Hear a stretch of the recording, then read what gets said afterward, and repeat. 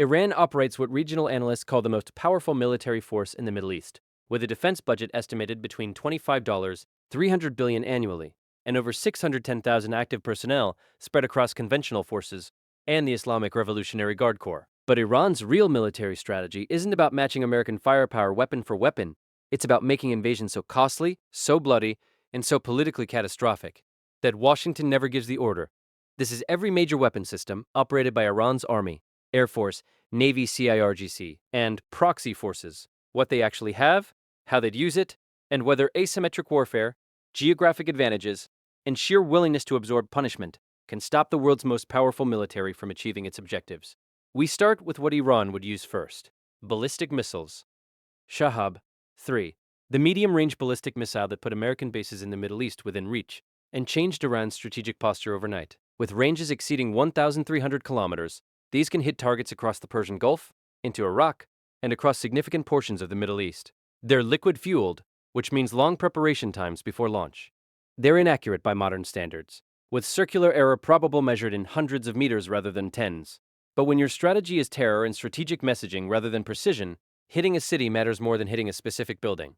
Iran has hundreds of these, hidden in mountain tunnels across the country. Imad, the improved Shahab variant with terminal guidance that dramatically increases accuracy. These represent Iran's attempt to turn ballistic missiles from strategic terror weapons into tactical strike platforms that can actually hit military targets, with some reliability. The warhead separates during flight and maneuvers during descent, making interception more difficult and impact more precise. When Iran struck American bases in Iraq after the Soleimani assassination, these were the missiles that hit within meters of intended targets, rather than landing randomly across base perimeters. Sejil, the solid-fuel missile that eliminates the preparation time problem plaguing liquid-fueled Shahabs. These can be launched on short notice, which matters when American reconnaissance satellites track your every movement, and precision strikes can destroy launchers before they fire. Two-stage solid motors give these over 2,000 kilometers of range, putting more of the Middle East at risk. Production numbers are unclear, but every Sejil Iran builds represents capability that's harder to preempt than older liquid-fueled systems. Khorramshahr, the heavy missile derived from North Korean designs that carries massive warheads over 2,000 kilometers. Iran claims these can carry multiple targets. Western intelligence disputes those claims, but even single large warheads create strategic problems when they can reach targets across the region with payloads designed to destroy hardened facilities. Ghadr, the extended-range variant designed to hit targets even farther away, potentially reaching 2,500 kilometers depending on payload. These put parts of Europe within range, which changes diplomatic calculations and creates leverage Iran uses in negotiations. When Iran reminds European capitals that their cities are within missile range, Ghadr is the system backing that threat. Fateh 110, the short-range ballistic missile that's become Iran's most important tactical weapon because precision and numbers matter more than range in regional conflict. These solid-fuel missiles can be launched from mobile platforms, moved quickly, and hidden easily. With ranges around 300 kilometers and improving accuracy with each variant, Fateh missiles give Iran the ability to hit American bases, Gulf oil facilities, and Israeli targets with salvos that overwhelm point defenses through sheer volume. Zolfaghar, the improved Fateh variant with extended range pushing 700 kilometers and terminal guidance that makes these surprisingly accurate for ballistic missiles. Iran used these against ISIS targets in Syria, demonstrating both capability and willingness to employ ballistic missiles in combat. When Iran wants to message American forces that their bases are vulnerable, Zolfaghar strikes deliver that message with precision. That wasn't possible a decade ago. Desful, the latest Fateh family member with claimed ranges exceeding 1,000 kilometers while maintaining the accuracy improvements of earlier variants. These blur the line between short and medium-range systems, giving Iran tactical precision at strategic distances. If American forces invade, these would target logistics hubs, airfields, and command centers across the region. Khaybar-Shekhen, the newest ballistic missile Iran unveiled with claims of 450-kilometer range and advanced maneuvering capability. Whether it performs as advertised remains unclear, but the pattern is obvious. Iran invests heavily in ballistic missiles because these are weapon systems they can actually build domestically, well under sanctions, and they provide deterrent capability that conventional forces can't match. Moving on to cruise missiles. Sumar, the land attack cruise missile based on stolen or acquired Russian Ka-55 designs. These give Iran standoff strike capability against targets defended by air defenses that would destroy aircraft. Low-altitude flight profiles make detection difficult, though actual performance and production numbers remain murky. Western analysts suggest Iran has limited numbers, but cruise missiles matter more for the capability they represent than the quantities deployed. Hoveze, the domestically produced cruise missile that Iran claims has 350-kilometer range, and can evade radar through terrain following flight. These would target American bases, Saudi oil facilities, and UAE ports in the opening hours of conflict, forcing defenders to allocate air defense resources against multiple threat vectors simultaneously. Whether Iran has dozens or hundreds is classified, but even limited numbers create problems when mixed with ballistic missile salvos. Quds. The cruise missile variant designed specifically for hitting targets in Iraq and Syria, with ranges sufficient to hold American positions throughout both countries at risk. Iran used these against ISIS, demonstrating both capability and tactical integration with other strike systems. In a shooting war, these would come in waves mixed with drones and ballistic missiles, saturating defenses through diversity rather than relying on any single weapon system. Abu Mahdi. The newest cruise missile Iran unveiled with claims of advanced guidance and electronic warfare resistance. As with most Iranian weapons, confirmed capabilities lag behind official claims. But the development pattern shows Iran learning from decades of sanctions to build indigenous systems that work well enough to threaten American interests. Moving on to anti-ship missiles, potentially Iran's most dangerous conventional capability. Noor, the Chinese C-802 derivative that gives Iran credible anti-ship capability against vessels transiting the Strait of Hormuz. With a 170-kilometer range and sea-skimming flight profiles, these can be launched from coastal batteries, small boats, or aircraft. When Iran threatens to close the strait, Noor missiles are part of the arsenal that makes that threat somewhat credible. Hezbollah used these against Israeli warships in 2006, proving the weapon system works when employed correctly. Qadr. The improved anti-ship missile with extended 300-kilometer range that puts more of the Persian Gulf at risk from shore-based launchers. Iran doesn't need a blue water navy when they can threaten shipping from land-based missiles hidden in mountain bunkers along the coastline. These would target American destroyers, logistics vessels, and commercial shipping that brings 30% of the world's oil through the Strait of Hormuz. Qadir. The submarine-launched variant that gives Iran's diesel submarines offensive capability beyond torpedoes. These have limited range compared to shore-based systems, but submarines launching anti-ship missiles create tactical problems that surface vessels launching the same missiles don't. Detection and tracking become exponentially more difficult when the launch platform is submerged. RAD. The long-range anti-ship cruise missile that Iran claims can reach 360 kilometers. These would engage American carrier groups from standoff distances, though whether Iran's targeting systems can actually locate and track moving ships at those ranges is questionable. Even unsuccessful attacks force American ships to maneuver, consume interceptor missiles, and operate under threat conditions that complicate offensive operations. Khalij Fars, the anti-ship ballistic missile that represents Iran's most innovative anti-naval weapon. Ballistic missiles with terminal guidance. Designed to hit moving ships, this concept terrified American naval planners when China developed it and Iran acquired the technology through various channels. Whether these actually work against maneuvering warships employing countermeasures is unclear, but even the threat forces American carriers to operate farther from Iranian coastlines. Persian Gulf. The improved anti-ship ballistic missile, with better guidance and longer range. Iran keeps unveiling variants with incremental improvements, suggesting active development programs aimed at creating genuine carrier-killing capability. Whether they've actually solved the targeting problem, tracking moving ships in real time and feeding that data to ballistic missiles in flight, remains the critical unknown. Moving on to air defense systems that would contest American air superiority.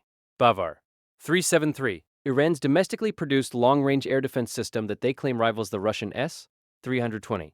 With claimed ranges exceeding 300 kilometers and the ability to engage multiple targets simultaneously, this represents Iran's most advanced air defense capability. Whether it actually performs as advertised against stealth aircraft and cruise missiles is unknown, but the system exists and would be employed against American air operations. S-300 PMU. 2. The Russian long-range air defense system that Iran finally received after years of diplomatic struggles. These are legitimate threats to non-stealth aircraft operating within their engagement envelope. Russia delivered limited quantities, so Iran can't provide comprehensive coverage. But S-300 batteries defending critical facilities force American mission planners to allocate stealth aircraft and standoff weapons rather than sending conventional strike packages. Khordad-15.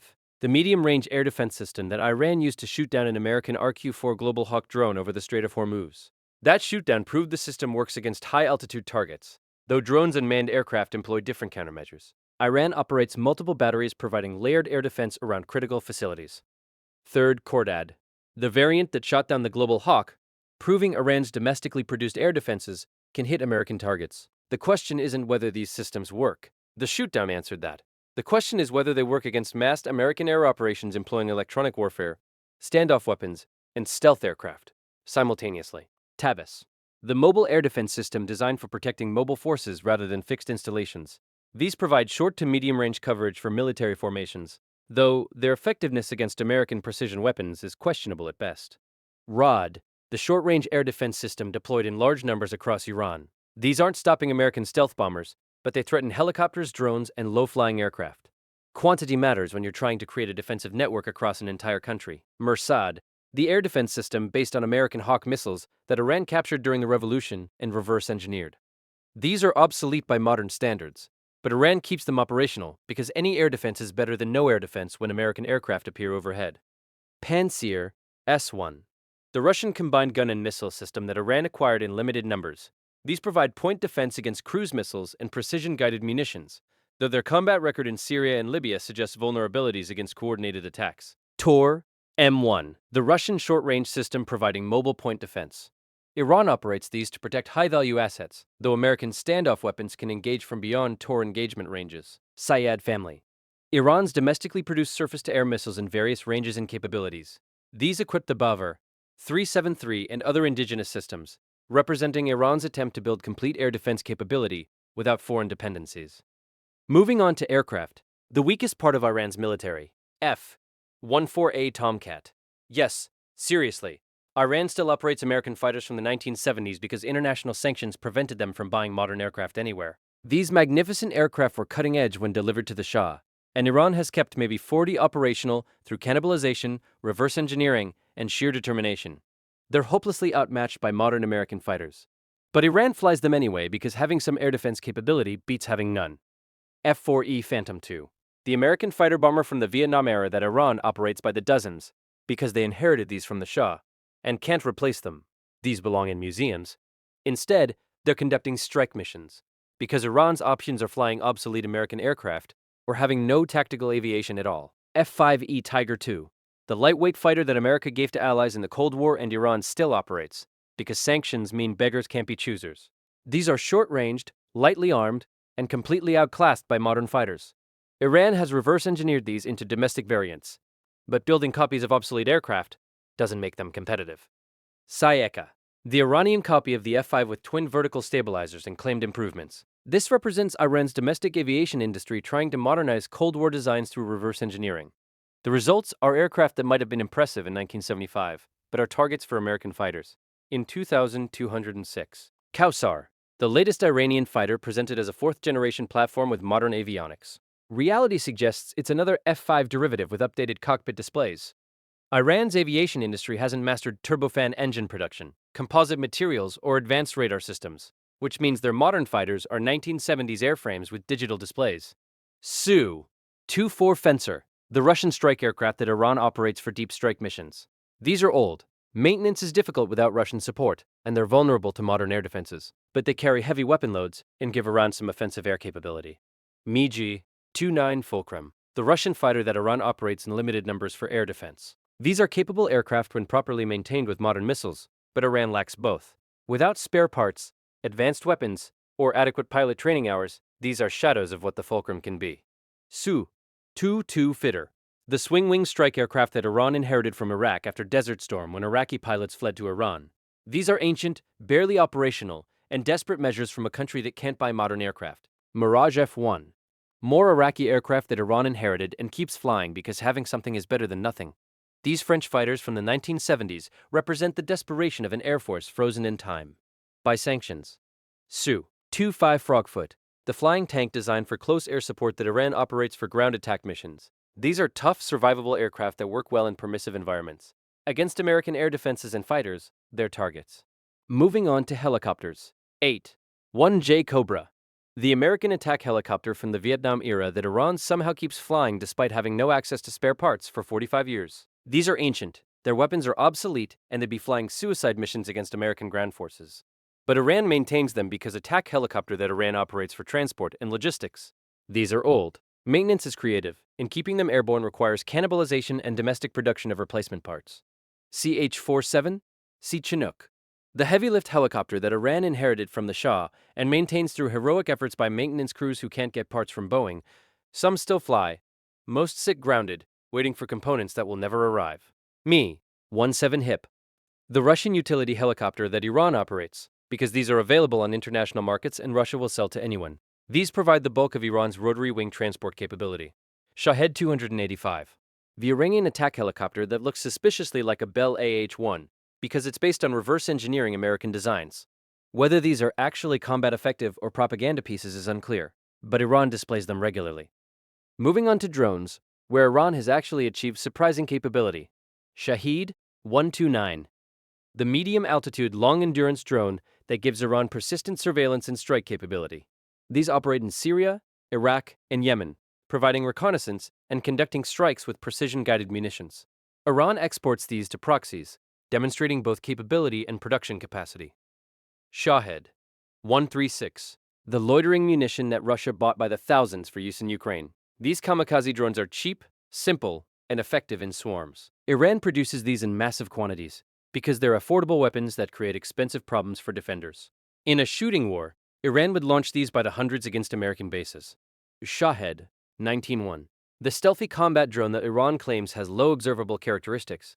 Whether it's actually stealthy by Western standards is debatable, but the platform exists and represents Iran's attempt to develop unmanned combat capability. Mohajer 6. The tactical drone providing reconnaissance and light strike capability. These operate across the Middle East in Iranian hands and with proxy forces, collecting intelligence and conducting limited strikes. Ababil, the smaller tactical drone that Iran produces in large numbers for battlefield reconnaissance. These are simple, expendable, and exactly what you want when you need lots of eyes in the sky without caring if they get shot down. Karar, the jet-powered drone that Iran claims is a combat-capable unmanned fighter. Western analysts suggest it's a target drone or loitering munition rather than a genuine UCAV. Regardless, the platform shows Iran's ambitions even if execution lags. Fotros, the large reconnaissance drone with claimed endurance exceeding 24 hours. These provide strategic surveillance across regions where Iran operates, though how many actually exist and whether they meet claimed specifications is unclear. Saghe, the flying wing drone that Iran claims is stealthy and capable of long-range strikes.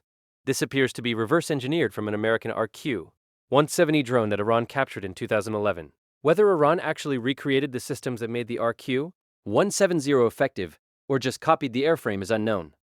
Moving on to naval forces. Mauj-class frigates, the domestically produced light frigates that represent Iran's most modern surface combatants. These are small, lightly armed by Western standards, and wouldn't survive direct confrontation with American destroyers. But they carry anti-ship missiles, provide surface presence, and perform missions that don't require matching American firepower.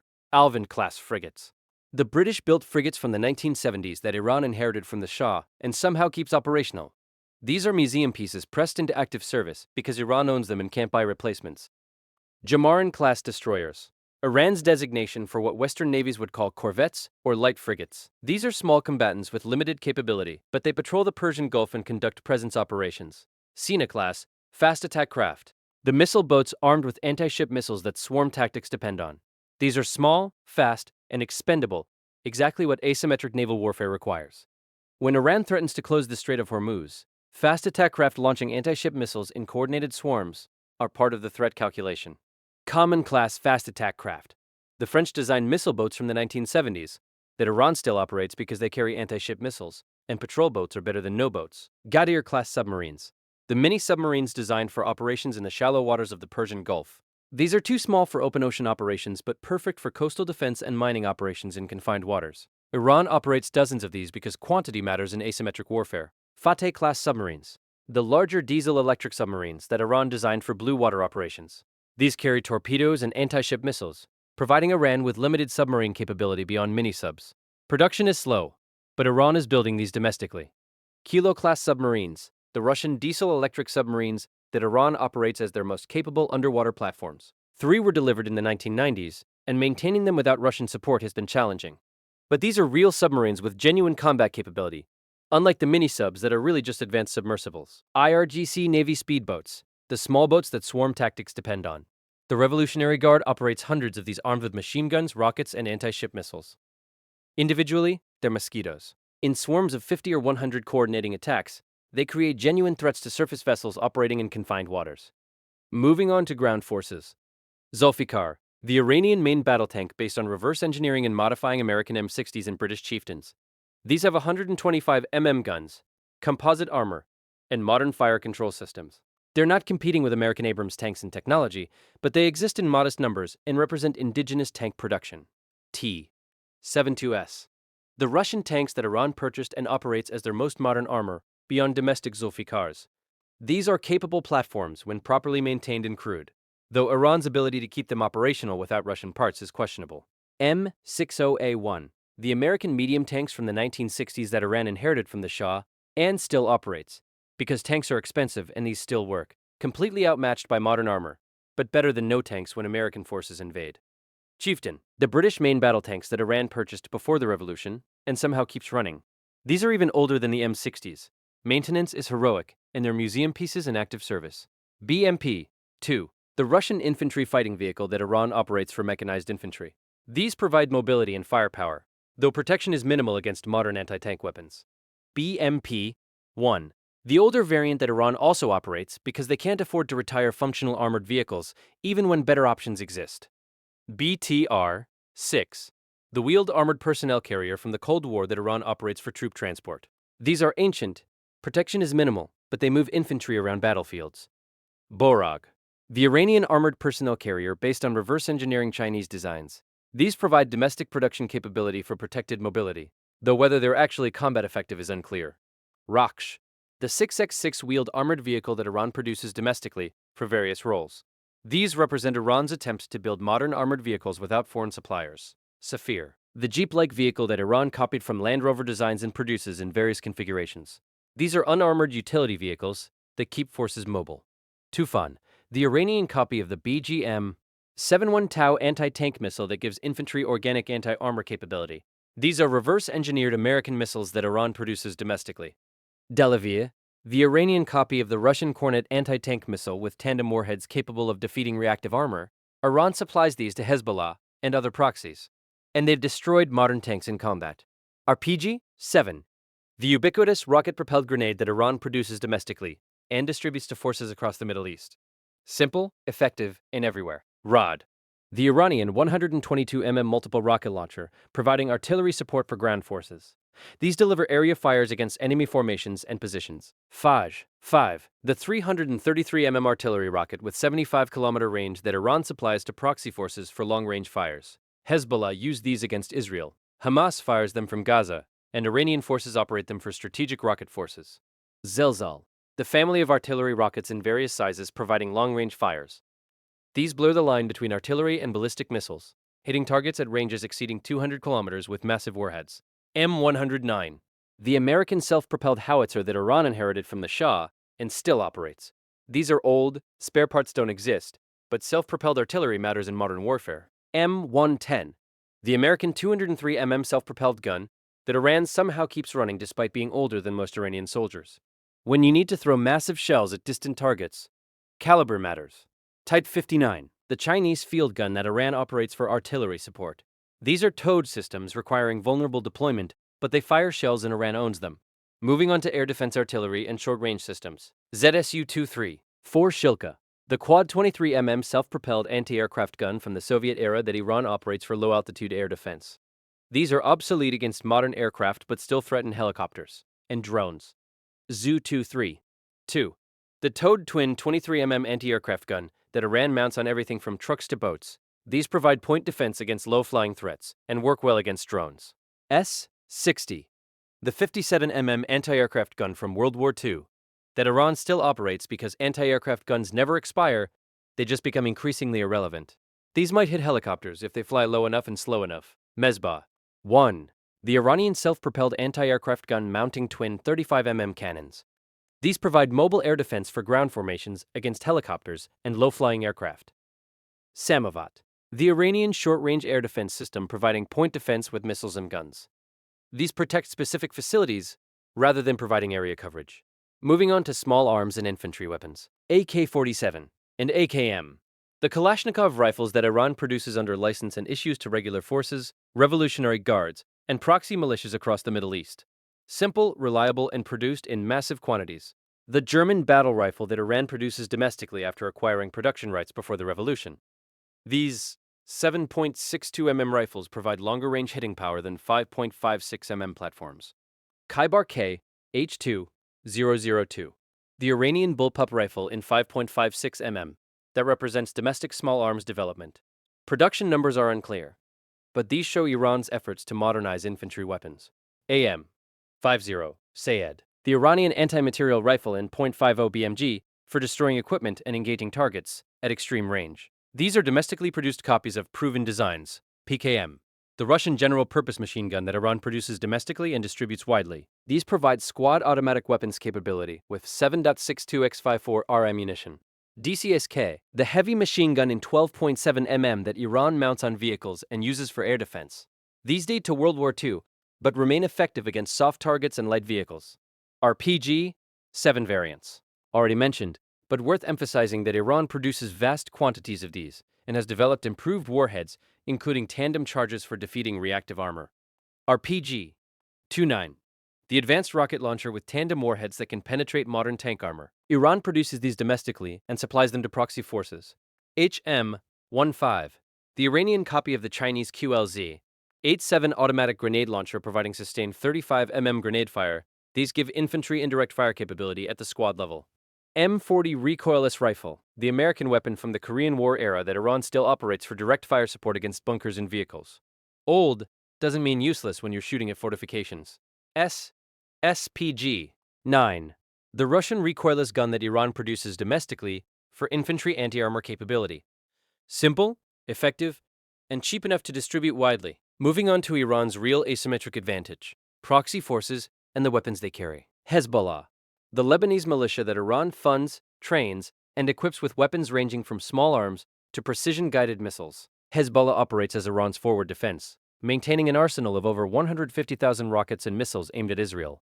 When Iran wants to strike Israeli territory without direct confrontation, Hezbollah provides deniable capability with genuine military effect. Iraqi Shia militias, the proxy forces operating across Iraq that Iran supplies with weapons, training, and funding. These groups conduct attacks against American forces using Iranian-supplied weapons while Iran maintains plausible deniability. During the Iraq War, these militias killed hundreds of American soldiers with explosively formed penetrators, advanced roadside bombs that Iran provided specifically for destroying American armored vehicles. Houthi forces in Yemen, the militia that Iran supports with weapons, training, and operational planning.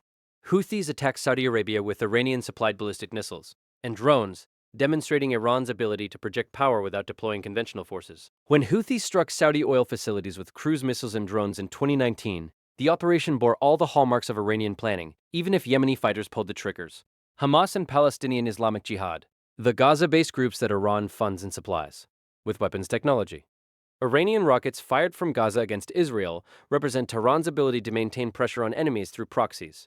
The technology transfer shows Iran's long-term strategy: build indigenous capability and proxy forces rather than maintaining direct operational control.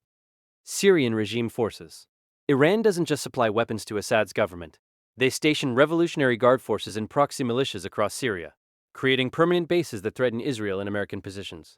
This physical presence matters more than specific weapon systems, because it establishes Iranian power in the heart of the Middle East. Moving on to Iran's missile production and technology transfer. Iran doesn't just build missiles for domestic use.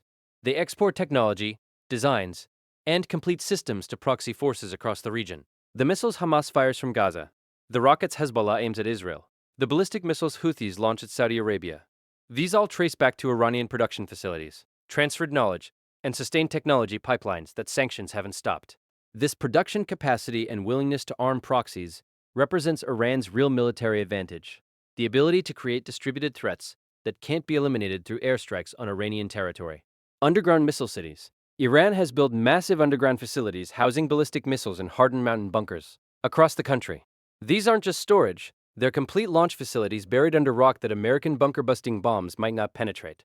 When Iran threatens missile strikes, they're launching from facilities that can survive initial American attacks and continue operations throughout extended conflict. Missile production facilities. Iran operates multiple known missile production facilities and likely maintains classified sites that Western intelligence hasn't identified. The production capacity matters because wars are won by industrial output as much as tactical capability. Iran's ability to produce missiles domestically, while under comprehensive sanctions, shows self-sufficiency that many wealthier nations lack. Moving on to chemical and biological capabilities. Iran signed the Chemical Weapons Convention and claims to have eliminated chemical weapons programs. But Western intelligence agencies maintain that Iran retains capability and potentially stockpiles. Whether this is accurate or threat inflation is impossible to verify without access to classified intelligence, but the concern exists and factors into American invasion planning. Iran has sophisticated pharmaceutical and biotechnology industries capable of producing biological agents if political decisions were made to pursue such programs. No evidence suggests active biological weapons development, but capability exists, which matters in worst-case scenario planning. Moving to cyber warfare capabilities.